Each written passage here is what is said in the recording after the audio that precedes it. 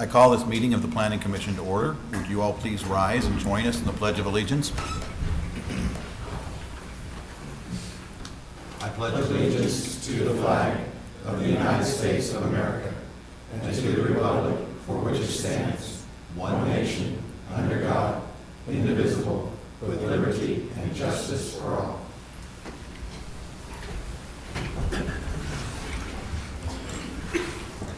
Well, I want to welcome everyone who's here tonight and everyone who's watching at home.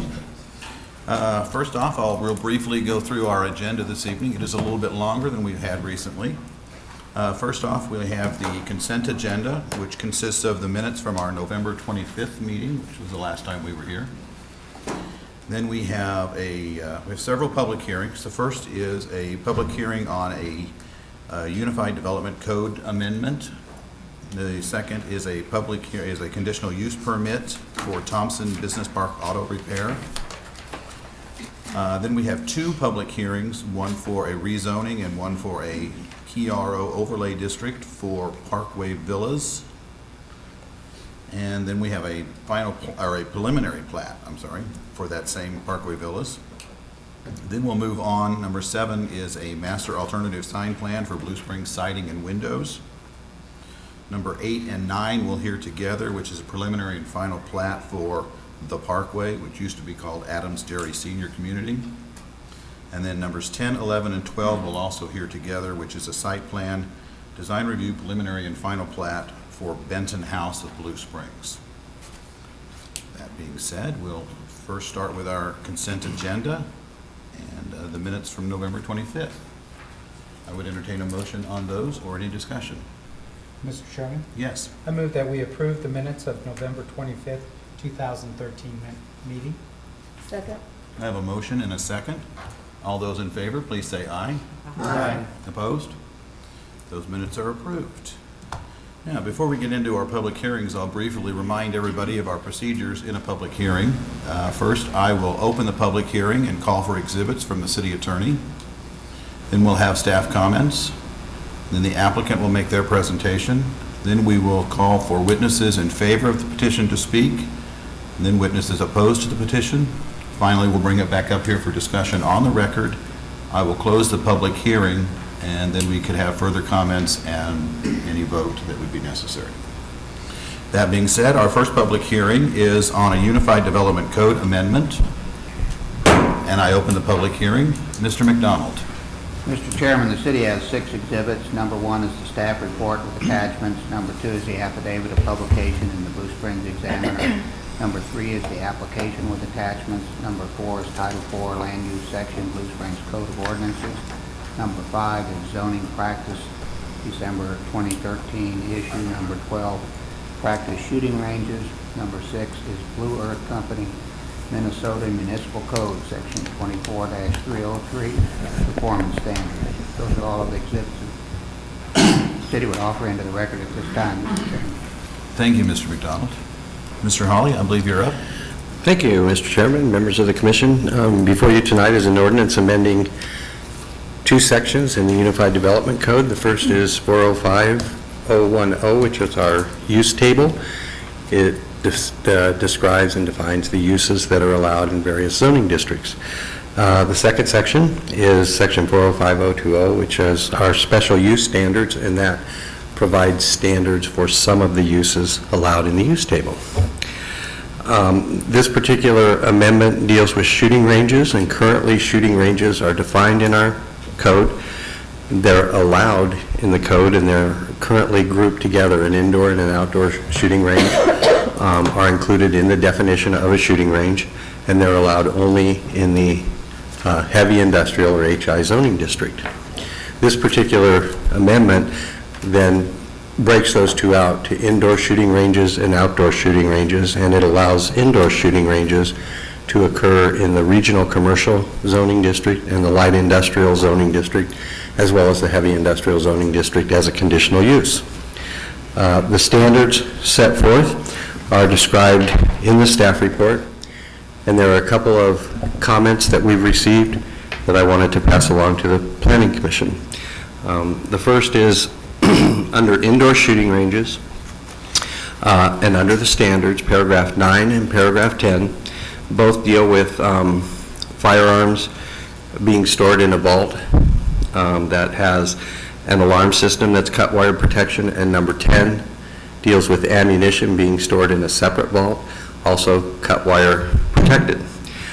In talking with one of the individuals interested in an indoor firing range, he described it as being sort of repetitious, not to mention the fact that he would have to move a lot of merchandise if that were the case. We also discussed the fact that other folks who sell guns don't have that requirement put on them. The contention is that with the particular shooting range that's being considered, their entire building really would be protected, and this would then avoid him having to move merchandise on a daily basis, which would be labor intensive as well as possibly could damage their goods. So they requested that those two be removed, and staff does not have an objection to that. And then secondly, item 14 talks about the hours of operation for a range. Also an outdoor shooting range, the hours of operation. It was recommended that we consider using the same hours as our noise ordinance. So rather than from 7 a.m. to 10 p.m., it would allow them from 6 a.m. to 11 p.m., and that would be consistent then with our noise ordinance. Other than that, I'll stand for any questions, and I know that one of the interested parties is here and will probably speak as well. Thank you, Mr. Holly. Are there any questions for staff on this issue? You and I have a question. Yes, Mr. Walker. How does this, if we make these changes to the code, how does that compare to your other, to Lee Summit or Independence? In the staff report, excuse me, under the summary and recommendations portion, there were several cities that we looked at in as we did this ordinance, and as you can see, Independence, for instance, treats shooting ranges as indoor-outdoor entertainment, and they do require a conditional use permit. Lee Summit, they call them gun clubs. Again, they require conditional use permits. Kansas City really has no, they classify it under, by definition, under sports and recreations participant, and there are no special conditional use or any kind of special permit that they need, just specific zoning districts that they're allowed in. Olathe and Overland Park also both have a separate definition of where shooting ranges fall under, and they also require conditional use permits, and that's about as far as we went with the research in the metro area. Any other questions? Yes. Mr. Chairman. Mr. Holly, first I want to compliment staff for the hard work you put in here and doing the research and coming up with this proposed code amendment. I know that Thank you. a lot of research has gone into it, and I really appreciate it. In regards to my question, under item number 5, where it talks about the design and construction, was there any consideration to using or referencing any kind of technical reports that are out there? For example, through the National Rifle Association, I know that they have a technical report on the construction of indoor and outdoor ranges called the Range Source Book. And using that as a reference as far as referring back to for the certified engineer to use and the design to not necessarily comply but provide some technical information. Technical. No, it sounds like it was a good resource, and I will tell you that we did not look at the National Rifle Association guides. It was just not something that we looked into. But it does sound like a good resource, and I'm sure, maybe the interested party might have something to say about that. I'm not sure. Well, just doing the research that I did a little bit when we received the agenda, I know they have a range source book. I know they update it periodically. I think the latest edition is 2012. And I just would provide, I believe, a lot of good, useful technical information on the design. I agree. It sounds like a good resource. One more question. Sure, go ahead. The next question deals with item number 11, when we talk about the credentials as a qualified range master.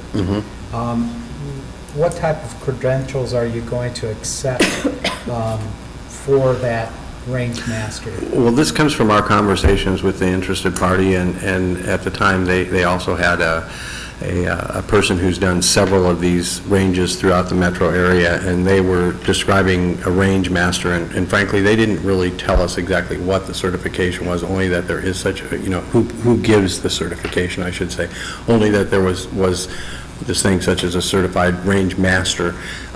So we're not sure who the certification comes from, but given his experience, we assumed that was something that we would want any indoor shooting range to have. And that was my only question. I didn't know if that section needed to be tightened up a little bit as far as what type of credentials or who does that certification that would be acceptable under this condition. It's a good suggestion. Good suggestion.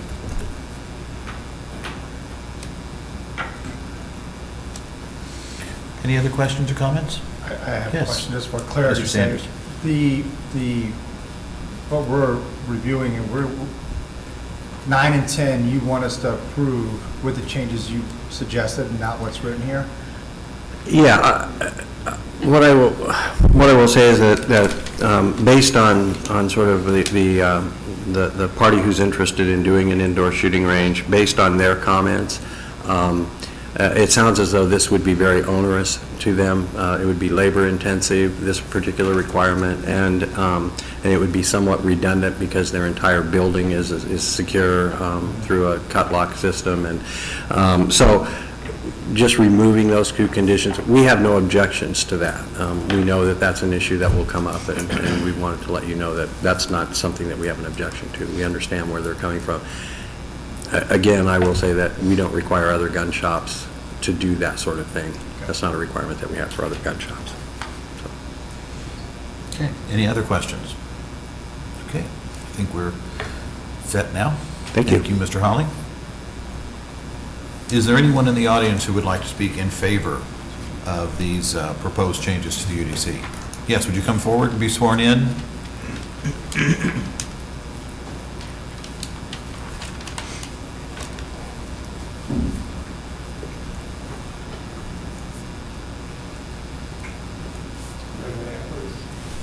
You solemnly swear the testimony about to give in this case to be the truth, so help you God. I do. Give your name and address.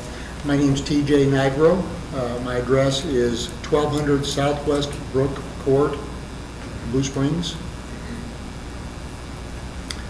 Okay. Evening, ladies and gentlemen.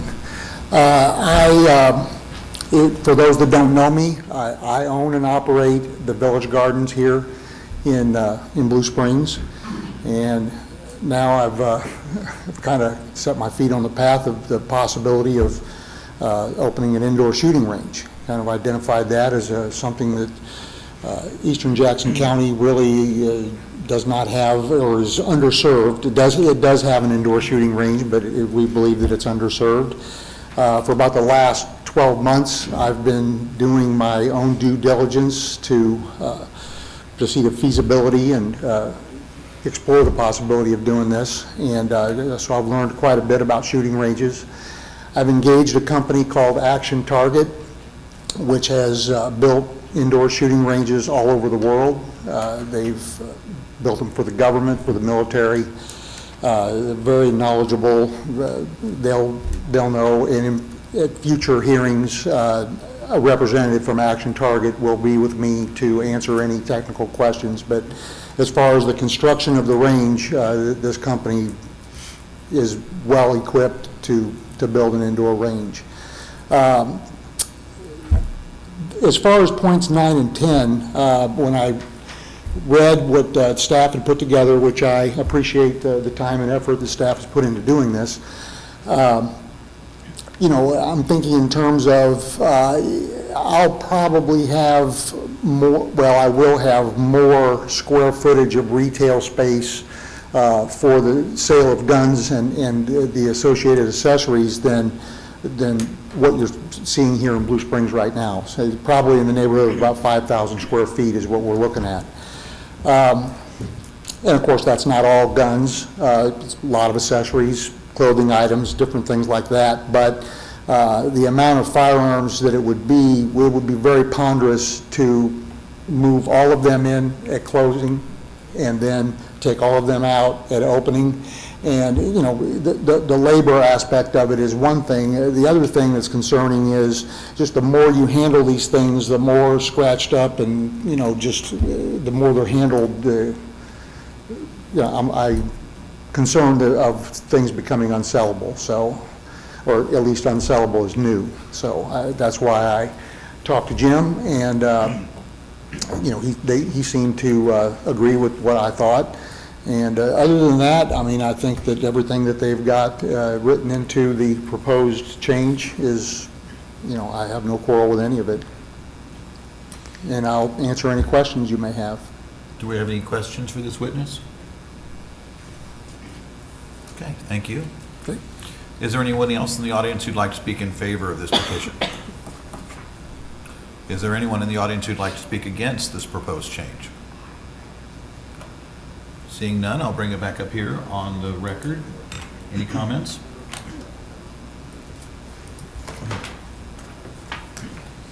Mr. Chairman, I guess Yes. the comments that I have is what I brought up to staff and would like to consider possibly the amendment to condition number 5, where a statement would be added that the National Rifle Association, in quotations, range source book, in the quotation, should be used as a technical report in the design and construction of the firing range.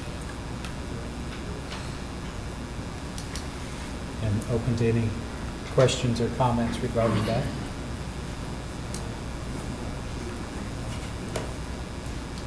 Okay. Any other comments on the record? All right. I close the public hearing, and we'll bring it up here for additional comments and/or motions. Remember, this is merely a recommendation that we make to the City Council concerning this amendment.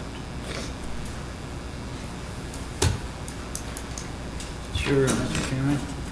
I'd like to make a motion Go right ahead. for approval for ordinance amending section 405.010 use table to conditionally allow indoor shooting ranges in the RC Regional Commercial, L1 Light Industrial, and HI Heavy Industrial zoning districts and outdoor shooting ranges in the Heavy Industrial zoning district on section 405.020 special use standards to approve specific standards for the indoor and outdoor shooting ranges, case number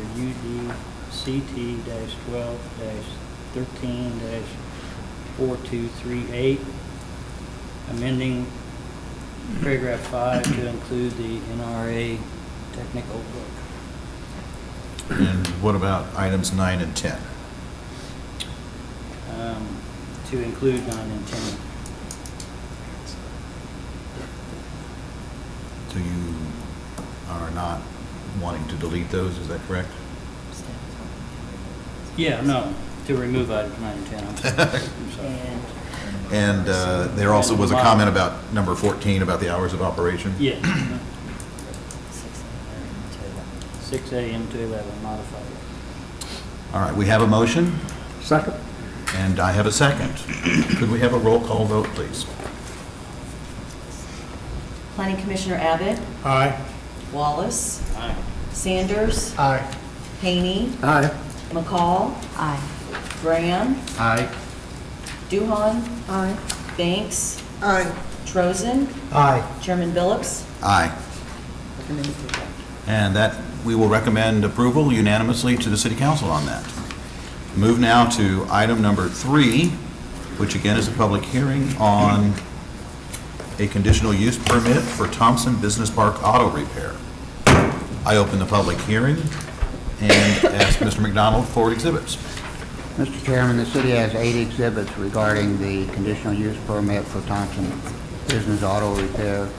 Number 1 is the staff report with attachments. Number 2 is the affidavit of publication in the newspaper. Number 3 is the application with attachments. Number 4 is the 185-foot notification map. Number 5 is a list of names and addresses of property owners within 185 feet of the site. Number 6 is a copy of the letter sent to those property owners. Number 7 is Title 4 Land Use Section, Blue Springs Code of Ordinances. Number 8 is the 2003 comprehensive plan. Those are all of the exhibits the city would offer into the record at this time, Mr. Chairman. Thank you, Mr. McDonald. Mr. Hawley? Thank you. This is a request again for a conditional use permit to allow an auto repair business to operate in an accessory building on this particular piece of property. The address is 2700 Northwest South Outer Road, and it's located on the south side of South Outer Road between Northwest Woods Chapel and Northwest 22nd Street. It's approximately a .88 acre site, and it's zoned general business. The auto repair business is to occupy an accessory building, approximately 1,275 square feet. And let's see if this, it is the small building back here. It's just immediately south of the main building, which is used for the insurance office.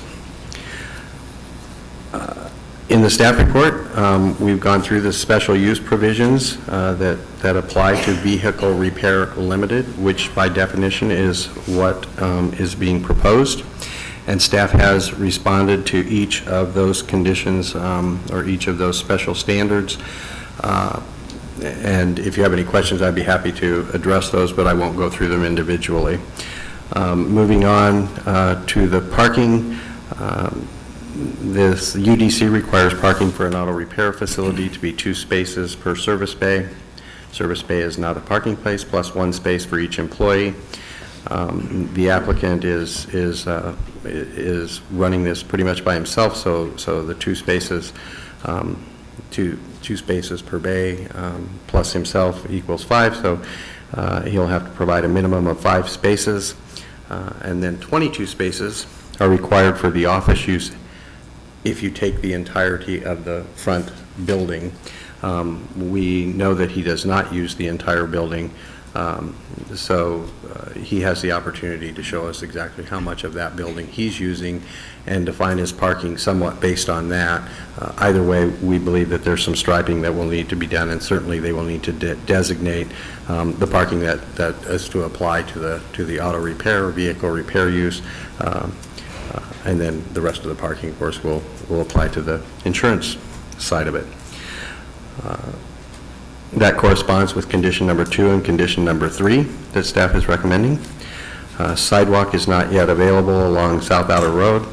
It was a requirement of the preliminary plat, and I apologize, I didn't go over the past applications, but the preliminary plat was approved in November of 2013.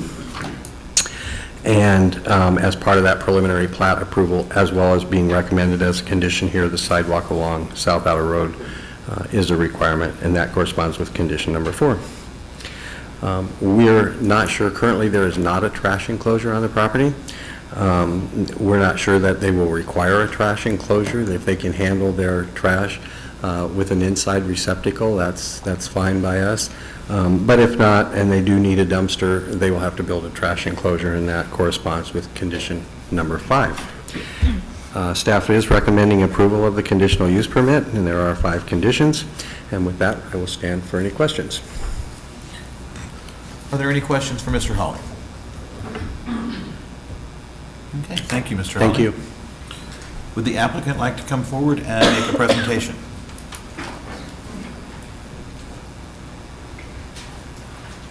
And you will need to be sworn in. Frank Thompson. Do you solemnly swear the testimony you're about to give in this case to be the truth, so help you God?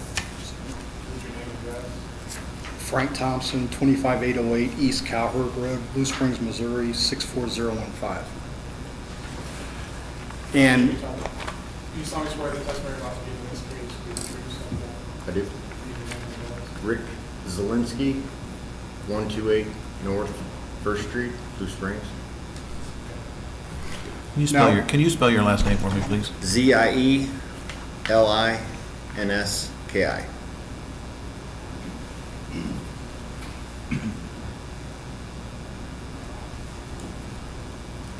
thank you. Go ahead. And Rick is a shop owner, and we're here to really answer any questions, pretty much as Jim has stated. The sidewalk is in now. We went ahead and put that in, so that is done. comments. And again, we're here to answer any questions.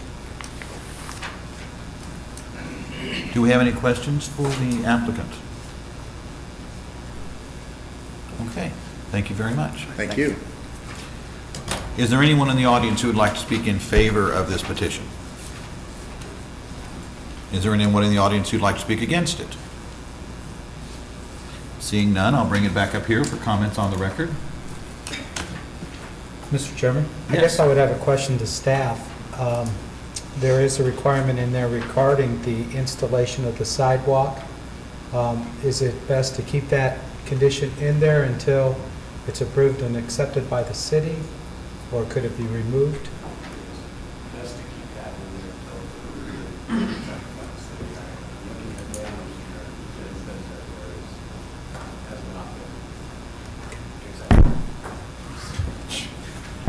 there. Okay, any other comments?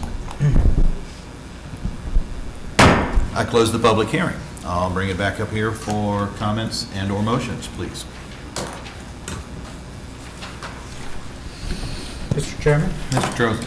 I'd like to make a motion that we approve CUP-12-13-4198, subject to the 5 conditions listed in the staff report. Second? I have a motion and a second, and could we have a roll call vote, please? Planning Commissioner Wallace, Aye. Commissioner Sanders, Aye. Commissioner Haney, Aye. Commissioner McCall, Commissioner Graham, Aye. Commissioner Duhan, Commissioner Banks, Commissioner Trozen, Aye. Commissioner Abbott, Aye. Chairman Phillips. Aye. And that conditional use has been approved unanimously, and we'll now move on to item number 4. And we'll do items number 4, 5, and 6. We will hear all of those items together. And public hearings, and of course the vote, all of these will be voted on separately. Start with all of it. I open the public hearing on Parkway Villas. Mr. McDonald. Mr. Chairman, on the rezoning, item number 4, the city has 8 exhibits. Number 1 is the staff report with attachments. Number 2 is the affidavit of publication in the Blue Springs Examiner. Number 3 is the application with attachments. Number 4 is the 185-foot notification map. Number 5 is a list of names and addresses of property owners within 185 feet of the site. Number 6 is a copy of the letter sent to those property owners. Number 7 is Title IV Land Use Section, Blue Springs Code of Ordinances. Number 8 is the 2003 Comprehensive Plan. For the public hearing on the planned residential overlay district, the city has 8 exhibits. Number 1 is the staff report with attachments. Number 2 is the affidavit of publication in the paper. Number 3 is the application with attachments. Number 4 is the 185-foot notification map. Number 5 is a list of names and addresses of property owners within 185 feet of the site. Number 6 is a copy of the letter sent to those property owners. Number 7 is Title IV Land Use Section, Blue Springs Code of Ordinances. And number 8 is the 2003 Comprehensive Plan. Those are all of the exhibits the city would offer into the record for the 2 public hearings. Thank you, Mr. McDonald. Ms. Glasshoff. Yes, good evening. As Mr. Chairman said, there are 3 applications for the Parkway Villas PRO. It's lots 1 through 11, tracks A, B, C, and D. The first application tonight is the rezoning application. That is a request for approval to change the property zoning from NB, which is neighborhood business, to TFPRO, which is two-family planned residential overlay. The property is generally located at the northwest corner of Southeast Mullen School Road and Southeast Adams Dairy Parkway. The property is currently undeveloped, and it is zoned, like we've said, neighborhood business. The comprehensive plan designates it as neighborhood commercial. The proposed development, the Parkway Villas project, is a 3.9 acre site. It was annexed into the city in 2006 as part of the larger Parkway Estates development, and at that time went from a county zoning to the neighborhood business. Since 2006, there have been no development applications approved for the property. So the owner at this time is proposing to subdivide the site into 11 lots for construction of 11 maintenance-provided duplex units.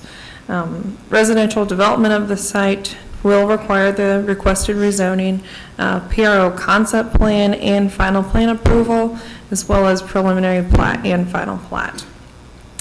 At this time, the applicant is seeking the PRO concept plan approval and preliminary plat. The final plan and final plats will be a part of with future approvals, so not this evening. Like I stated, the property is currently vacant. It's undeveloped right now. The proposal is for 2-unit townhome duplexes. The comprehensive plan, again, considers it neighborhood commercial. Neighborhood commercial is described as retail commercial, service businesses, and moderate-scale shopping centers adjacent to residential districts, which does correlate to the existing neighborhood business zoning district. While the zoning district closely matches the comprehensive plan, it should be noted that surrounding development pattern does not follow this commercial development pattern. A significant portion of the existing Parkway Estates subdivision to the west, north, and east are also considered neighborhood commercial in the comprehensive plan, but did follow the single-family residential development. And the applicant has noted in the statement they provided with the application that the interest in the sale and development of the property as commercial has been very limited, so they're seeking an alternative development proposal at this time. The UDC defines the 2-family zoning district as intended for development of conventional attached dwellings, commonly known as duplexes. The proposed use for the site, as the duplexes or townhomes, are aimed at senior living, which does match the 2-family district. So it is permitted in the proposed district they would like to rezone it to. The residential zoning and use are more closely compatible with the surrounding single-family districts than the commercial zoning district currently is. The PRO, the Planned Residential Overlay Zoning District, is intended to encourage flexible development, which generally exceeds the commonly found projects developed under conventional zoning. The PRO does allow for some deviations from the underlying zoning districts. This time, the PRO district would allow for 2 deviations in the 2-family. The first would be only requiring a 19-foot front yard setback for lots 3 and 7 instead of 30.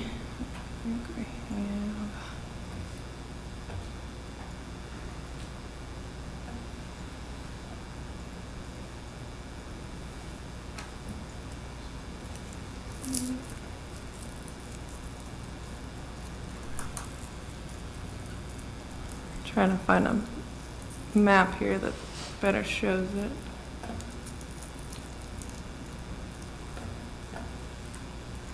And then for lot 3, there also would be a reduction for the rear yard setback to 10 feet instead of 20. The applicant has stated that due to the larger than required 50-foot buffer along Adamsbury Parkway, the modifications to those setbacks for lot 3 and 7 are necessary. Staff does recommend approval of the rezoning application.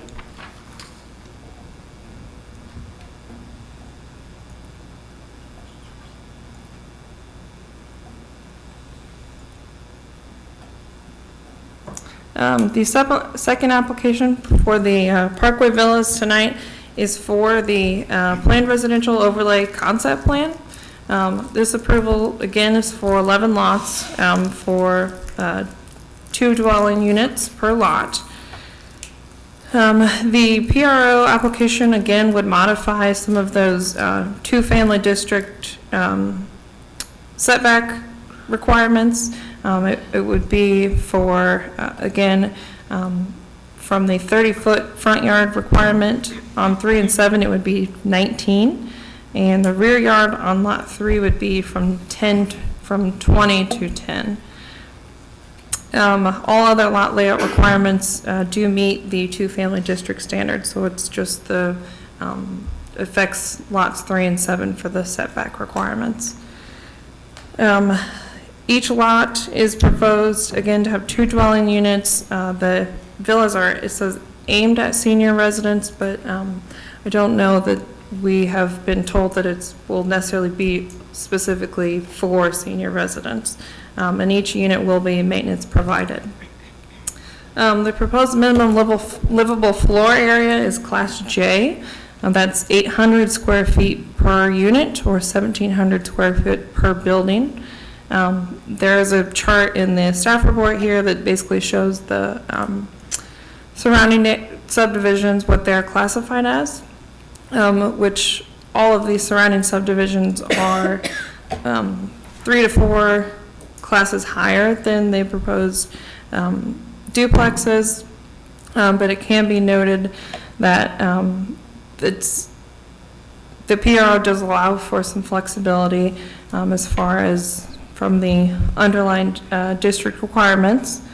There has not been a homeowners association agreement submitted to date, but the applicant has stated that there will be restrictions as far as fencing, locations of decks, entry features, building maintenance, including landscaping, trash removal, similar restrictions that are applicable in the Parkway Estates subdivision. And a copy of those deed restrictions will be required with the final plat application. As far as the architectural character, the applicant has only submitted one elevation for review. There is, if I can find it here, maps.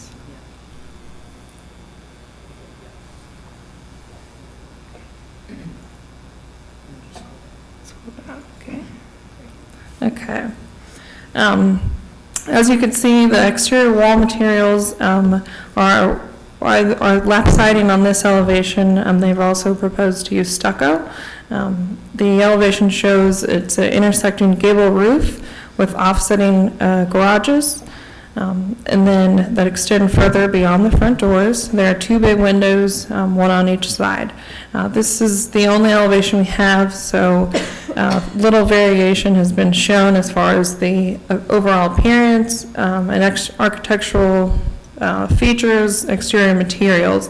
So we are requesting additional building elevations be submitted with the PRO final plan, and hopefully those will show some more variety amongst some of the facades as well as materials. As far as preservation, the UDC requires that PRO concept plans show evidence of preserving natural features, trees, water courses to whatever extent possible. This site does not necessarily have any water courses or many natural features, but there are existing mature trees centrally located on the site. Those will be removed during development, but there has been a 50-foot buffer along Northeast Adams Parkway that's proposed, so we are requesting that they do provide a landscape plan that shows the tree preservation areas, as well as showing the locations of the mature trees that they will preserve. And that should be submitted with the PRO final plan as well. As far as landscaping, they have landscape easements as shown as required on the east property line as well as on the south property line along Moreland School Road.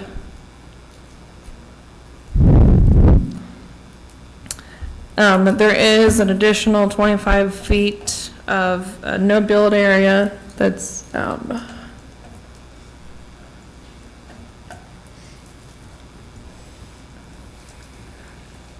that has been provided. Only 25 is required, and that's the additional no-build area setback that's been added by the applicant. There's also a 15-foot wide landscape easement that's in the front yards that we do require as part of the planned residential development street trees for each lot. Each lot that has more than 100 feet of frontage does require 2 street trees. In this case, this would apply to lot 11. Residential open space is also required. The UDC requires 40% of the land area to be open space. They have provided approximately 69% of the development as open space, residential open space. This does include a specific area designated as Tract A, which would be more like an active open space. They've proposed a 4-foot wide walking trail in that area. And then the additional open space provided would be more like a passive open space. The additional open space, more than required, does allow for a reduction to the minimum lot sizes to 4,000 square feet per dwelling unit or 8,000 square feet per duplex. All the lots do meet that 8,000 square foot requirement. There is a stone pillar monument proposed at the entrance. We don't have any details for that at this point, but it's said to match the other Parkway Estates monuments. We should just provide, have a detail with the PRO final plan for that. Signage is not approved with this application, so we can review that at a later date. As far as street improvements, there'll just be one access point for this development located on Southeast Moreland School Road. There is actually an existing curb cut that's located, it's right adjacent to Adams Dairy Parkway. It will not be used, so that will have to be removed, replaced with curb and gutter, and then sidewalk. We'll need to replace where it was removed. Other than that, there's only just the one cul-de-sac proposed.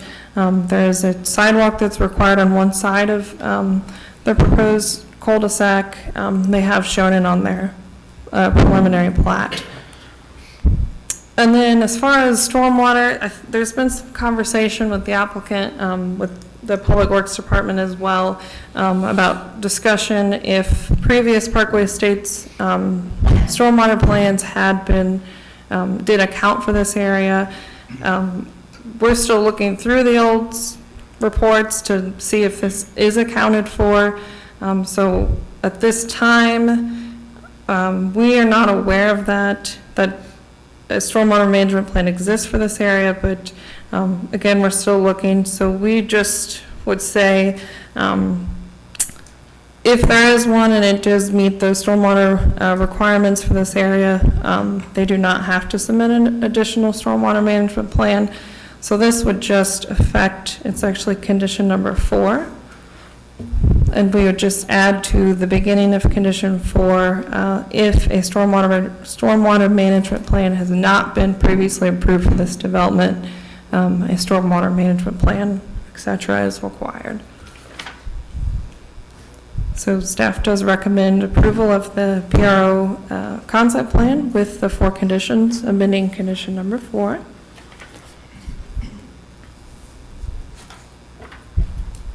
And the last application for the Parkway Villas is the preliminary plat.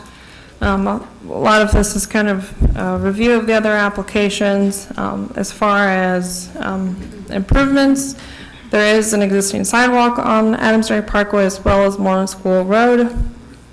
But they will need to complete that sidewalk where the curb cut will be taken out.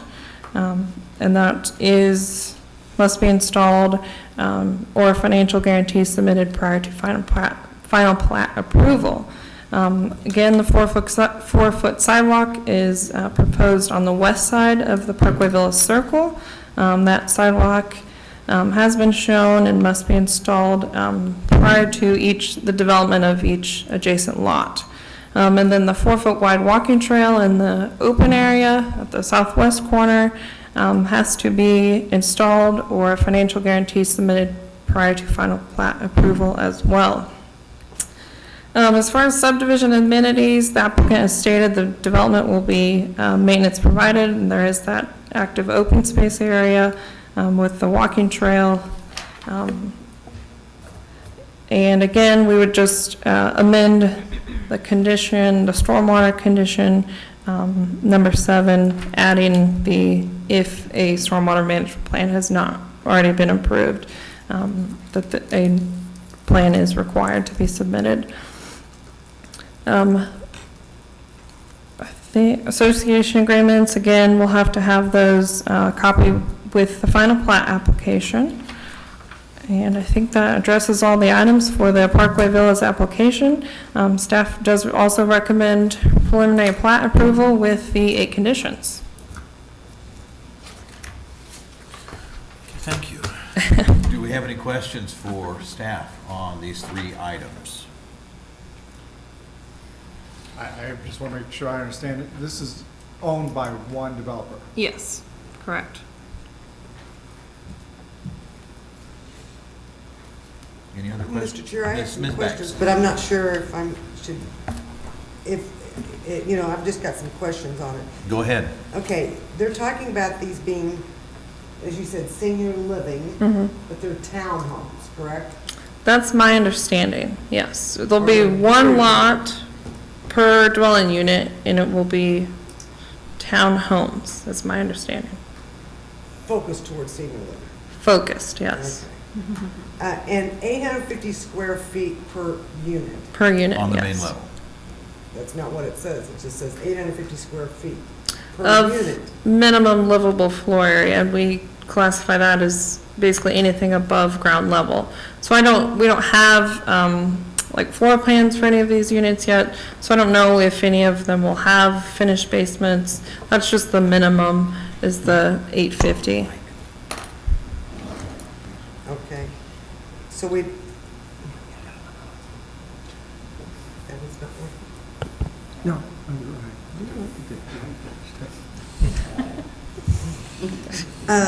And then the recommendation for this see, if we're focused toward the senior living, it says there's only 2 street lights. Is that the staff's recommendation, or is that? We are not approving the light, there is no lighting plan to date. I think that is definitely something that we would ask them to provide with the PRO final plan, because that is a concern with, if they are aimed at senior residents, and with just safety, if we're talking about the open space area as well. So that's something that we can address with the PRO final plan. And again, with these, I gather there's going to be the garages then, so it'll be off-street parking. Yes. And then what about the buffer between the single family on the east and the north and Parkway Estates that are 1,600 square feet residents behind and to the north? Is there any design buffering? There provided? is a 20-foot setback that's required.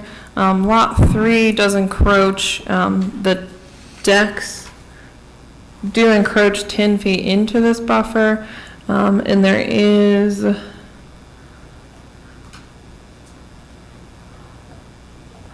no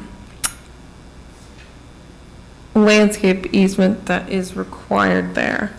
So other than the 20-foot setback, there's not specifically a landscape easements that is required. So basically, they're going to be almost sitting right on their yards. 20 feet away 20 in feet. most places, yeah.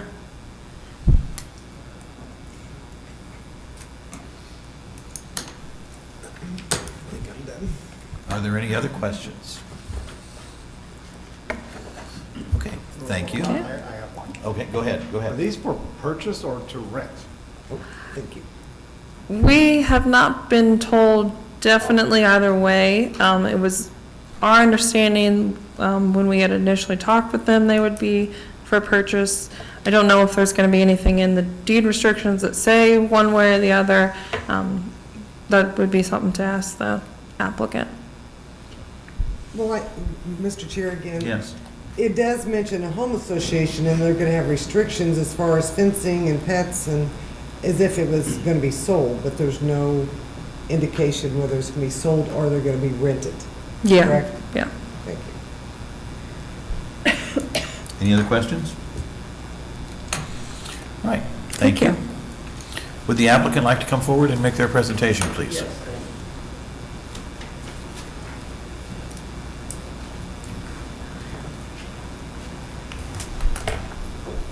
You sound swear the testimony about to give in this case will be the truth, so help you I do. God. Roy Allen, 3516 Northwest Winding Woods Drive, Lee Summit, Missouri, 64064. Thank you.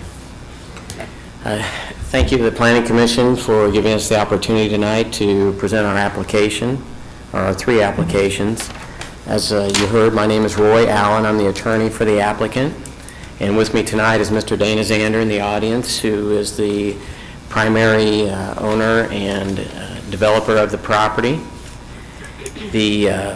Lauren has done a very nice job of filling you in with all the details of the project, along with the written reports. I know you have my letter, which is 2 or 3 pages of details, so I won't spend your time going over the details tonight. I do want to point out a few things, though, for you to consider in looking at our applications. First, this is a first for us in that we have always been up in front of the Planning Commission and City Council with what we would call a virgin piece of property that is unzoned, just raw ground. We're coming in for a brand new subdivision, but that's not the case tonight. Our application is dealing with a piece of property that's already been zoned. It's been zoned neighborhood district, and we are coming in asking for a down zoning in this property. Under the current neighborhood business zoning that was put in place approximately 6 or 7 years ago, that zoning would allow for approximately 40,000 square feet of retail space in the form of whether it be Subways, shopping, any type of retail, dry cleaners, those types of things, with the accompanying parking, etc. Not an ideal situation for a neighborhood in most people's minds. In addition to that, it is something that we have over that period of time, since its original zoning, we have had it on the market for sale. We have been actively marketing the property, and there just has not been a lot of interest in doing anything with this property as a commercial piece of property. So after that length of time, as you saw in the materials, we have come back before the city to ask for the down zoning again. A few things I want to emphasize, as I said. This will be a maintenance provided project. So all the exterior painting, all the exterior roofs, all the exterior gutters, all the exterior landscaping, the mowing, the trees, the shrubs, everything will be provided by the association for the subdivision and funded with HOA dues. It will not be dependent upon the people living in the project in those units. So you're going to get a standard of care that we believe is superior to what you'll get in most neighborhoods. As Laura mentioned, one unique aspect of the property is, or our project is, that we have 69% of the project set aside as open space when the ordinance only requires 40%. So we're far exceeding what's required by ordinance. Another important thing that I want to point out, you can see it on the diagram, although I don't know how to operate this thing. How do I get it shrunk back a little bit, Jim, to where the commission can see the whole, I don't even know where the picture is. Just move it back over, if you would, just a little bit, so they can see the whole. Right. Yeah, now do I point at this and all that? How do I, no, that doesn't work. Well, you can. I just use the mouse and you can just. Okay. Use the arrow that goes. Okay. The lots 3 and 7 are the only two lots in question where there's any type of modification of the underlying zoning. Those modifications, as Lauren pointed out, are for a 19-foot front yard setback instead of 30, and on Lot 3, a 10-foot extension of the decks into the rear yard. Not the building, but just the decks. So there's 2 decks.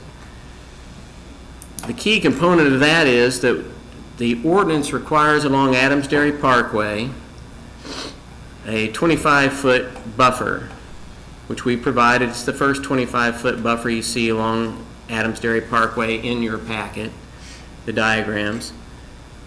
We are adding an additional 25-foot buffer because that's where we're going to find the mature trees that can be preserved. The first 25-foot buffer, the trees were already cleared before we ever got there for Adams Dairy Parkway construction. So we're trying to preserve the trees that were left originally in the second 25-foot buffer. The reason I want to point this out is that if we were not adding this extra 25-foot buffer, we don't need any modifications to the underlying zoning. We don't need any PRO concept plan or approval, and we would just be coming in with a straight zoning application.